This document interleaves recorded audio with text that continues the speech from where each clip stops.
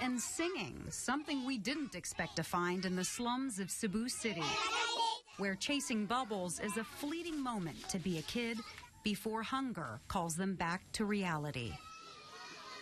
It's a hunt to find their next meal. Many on their own, under the blazing sun. A lot of garbage, but since a lot of houses being built now. It was a sight our cameras almost couldn't capture. We needed a guide to take us deep into Anayawan, past the stench seeping onto the streets, where money is scarce and desperation is the driving force of survival. This is where our walk ends. Mountains of garbage and the scavengers picking through it, looking for food among the flies and rotting bags of filth. It's a painful rite of passage for children. Families slip through this hole in the fence every day to survive.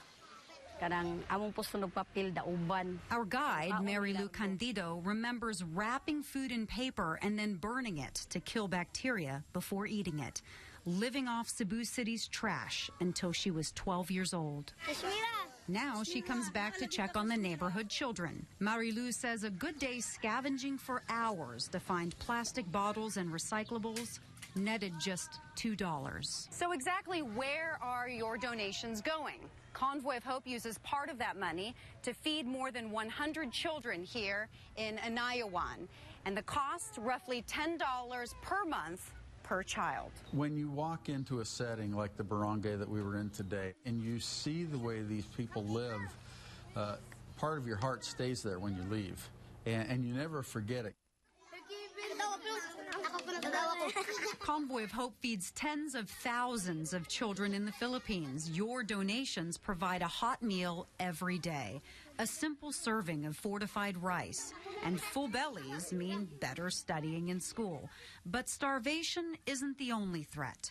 Convoy's work with local churches has become a force to fight another danger: prostitution and child sex trafficking. By us coming in and helping them and establishing this children's feeding program, it has given them the open door with the local government to come in and help rescue some of these girls from sexual predators. In this area before, Ami Labajo is that lifeline, a mentor for young girls living in the landfill. illegal drugs is very rampant. When someone comes to them, like offer them money or something, so since sometimes they get tired of like scavenging. Predators target girls as young as 9 years old, tempting them with food, using their desperation against them. Because of hunger, many people turn it to the easy way. Ami's work is part of her own healing process. She's a survivor of childhood sexual abuse. I was like them before, so I would really try to help them in a way that I could. I'm doing this for God and touching lives, so it's really like exciting. Changing lives one meal and one child at a time for a brighter future.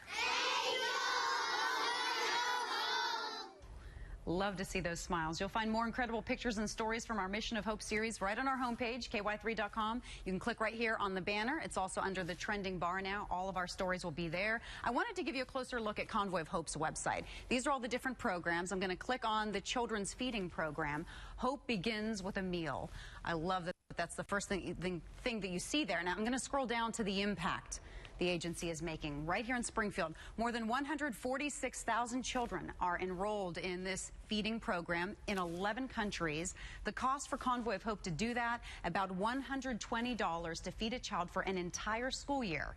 That's the impact this agency is making worldwide from right here in the Queen City. Tonight at 10, I'll introduce you to two mothers, their struggles to feed their families, and the new program that transformed them from beggars to breadwinners, empowering women, a mission of hope for the future. Tonight on KY3 News at 10.